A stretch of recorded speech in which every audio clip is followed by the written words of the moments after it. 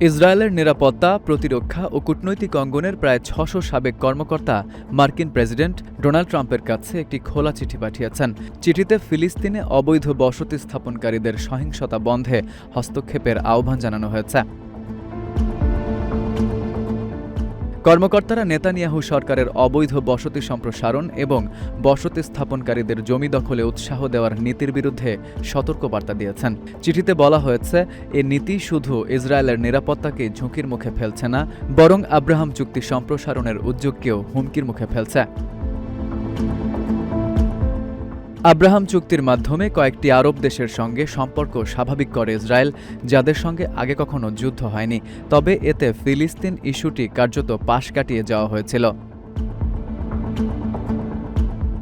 বিশ্লেষকদের মতে এই চিঠির উদ্দেশ্য হল হোয়াইট হাউসের ওপর প্রভাব সৃষ্টি করা এবং স্বাক্ষরকারীদের দৃষ্টিতে বিপজ্জনক হয়ে ওঠা পরিস্থিতির লাগাম টেনে ধরা।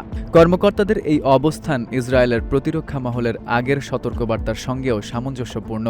সেখানে বলা হয়েছিল, বসতি স্থাপনকারীরা ক্রমেই নিজেরাই উদ্যোগ নিয়ে ইসরায়েলি সেনাবাহিনীর হয়ে কাজ করছে, যা শেষ পর্যন্ত সেনাদেরও ঝুঁকির মুখে ফেলছে।